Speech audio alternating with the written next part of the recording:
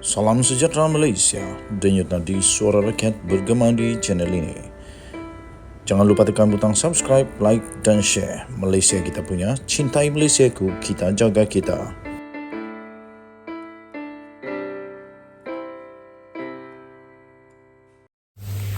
Salam sejahtera Malaysia, denyut nadi suara rakyat bergema di channel ini.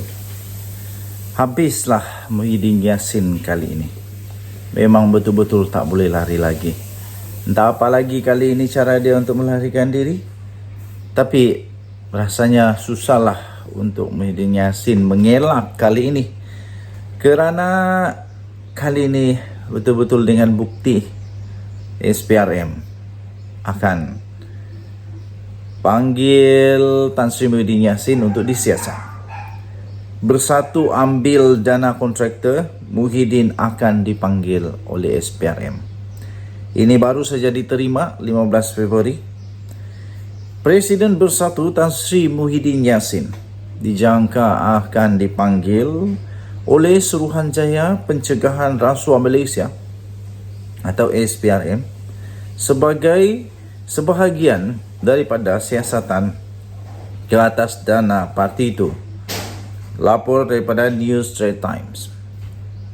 Sumber diplomatik akhbar itu berkata, bekas Perdana Menteri itu akan memberi keterangan berhubung wang sebanyak 300 juta ringgit Malaysia yang didakwa telah diterima oleh Bersatu sebagai dana politik daripada kontraktor yang diberikan projek ketika pentadbirannya.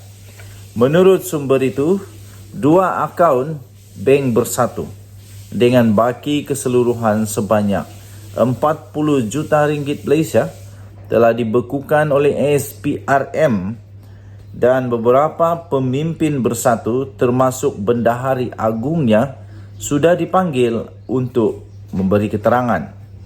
Katanya, hampir semua penderma yang menyumbang ke akaun parti itu adalah kontraktor yang telah diberikan kontrak kerajaan ketika Tan Sri Muhyiddin Yassin menjadi Perdana Menteri dari Mac tahun 2020 sehinggalah Ogos tahun 2021. Ketua Pesuruhjaya SPRM iaitu Tan Sri Azam Baki pada 1 Februari lalu berkata akaun Bersatu dibekukan agensi itu pada bulan lalu.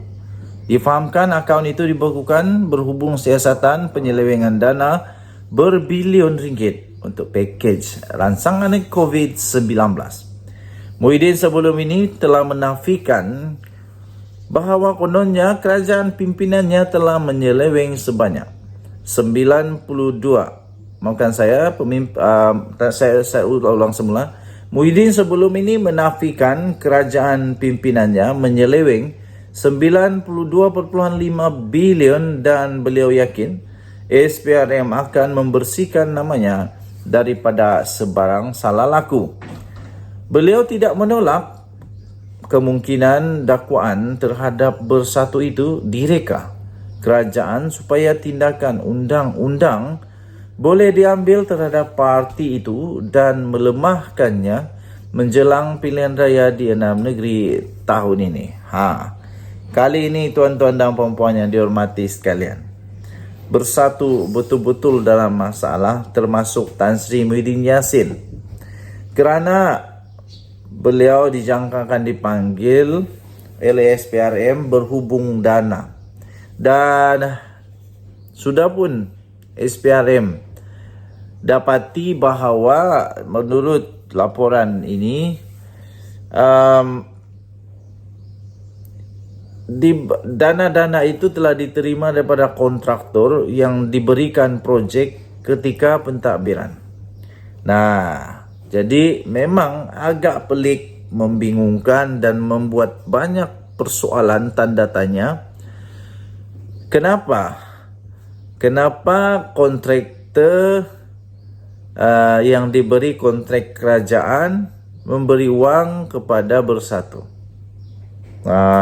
Jadi itu perlu disiasat lah, sebab itu disiasat. Tapi walaupun begitu, kita masih lagi berlandaskan kepada keadilan undang-undang, keseksama, adil dan sama rata serta integriti tulus.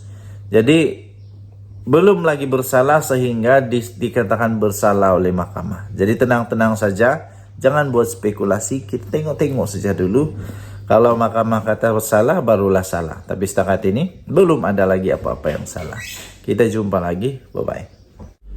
Salam sejahtera Malaysia, Denyut Nadi, suara rakyat bergema di channel ini. Tuan-tuan dan puan yang dihormati sekalian, Lim Kit Siang, seorang pribadi yang memang terkenal kerana pembangkang yang kuat ketika menjadi pembangkang, tetapi akhirnya mendiamkan diri beberapa ketika, tiba-tiba muncul semula. Dan kali ini nama yang disebut adalah Hamzah Zainuddin. Hamzah Zainuddin, apa yang jadi pada Hamzah Zainuddin sampai Lim Kit Siang berminat untuk sebut nama Hamzah Zainuddin pada kali ini? Hamzah Zainuddin berkata, Lim Kit Siang berkata, maafkan saya, Lim Kit Siang berkata Hamzah Zainuddin telah gagal ujian daripada Agung.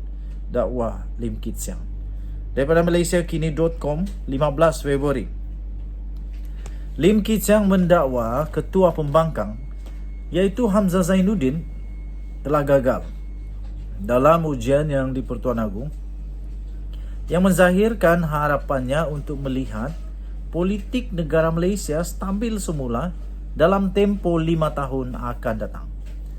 Menurut veteran daripada DAP itu, Hamzah Zainuddin sekurang-kurangnya sepatutnya patut memberikan penegasan jelas bahawa Anwar Ibrahim akan menjadi Perdana Menteri terakhir yang mengangkat sumpah jawatan di hadapan Al-Sultan Abdullah Rayatuddin Al-Mustafa Bilal Shah sebelum penggal pemerintahan Baginda berakhir pada Januari 2024. Kata Lim Kit Siang dalam kenyataannya, ia memandangkan Baginda sudah pun dicatatkan di dalam sejarah bahawa menjadi yang di Pertuan Agong yang mempunyai 4 orang Perdana Menteri sepanjang tempoh pemerintahan Baginda. Selain daripada Agong ke-16, kata Lim Kit Siang, tidak ada mana-mana yang di Pertuan Agong lain yang perlu bekerja dengan lebih daripada 2 orang Perdana Menteri. Katanya, adakah akan ada Perdana Menteri kelima yang di Pertuan Agong ke-16 sebelum tamat tempoh panggal pemerintahan Baginda pada tahun hadapan? Soal Lim Kit Siang dalam satu kenyataan media pada hari ini. Lim Kit Siang berkata demikian sebagai merujuk kepada ucapan daripada ketua pembangkang tersebut, iaitu Hamzah Zainuddin, ketika perbahasan untuk titah diraja pada persidangan Dewan Rakyat semalam. Terdahulu, Al-Sultan Abdullah telah menzahirkan harapan agar Datuk Seri Anwar Ibrahim adalah merupakan Perdana Menteri yang terakhir sebelum Baginda mengakhiri tempoh khidmat pada tahun depan. Berucap di istiadat pembukaan mesyuarat pertama penggal kedua untuk Parlimen ke-15 semalam itu, Baginda sempat menyorot kemelut politik yang telah berlaku sepanjang pemerintahannya. Kemelut itu titah Baginda menyaksikan negara ini mendapat 4 Perdana Menteri yang berbeza. Baginda turut bertitah secara ikhlas. Beta berharap Perdana Menteri ke-10 adalah yang terakhir buat Beta sebelum Beta berangkat pulang ke negeri Beta, iaitu di Pahang Darul Makmur. Demikian titah Baginda yang telah disambut dengan ketawa daripada sebahagian daripada ahli parlimen. Agong juga menyatakan harapan agar semua pihak dapat menerima keputusan pada PRU yang lalu dengan hati yang terbuka.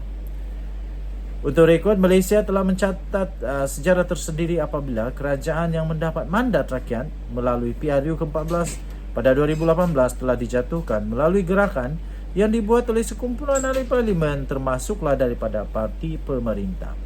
Denyut Nadi, suara rakyat bergema di channel ini. Kita jumpa lagi. Bye. Daulat tuanku.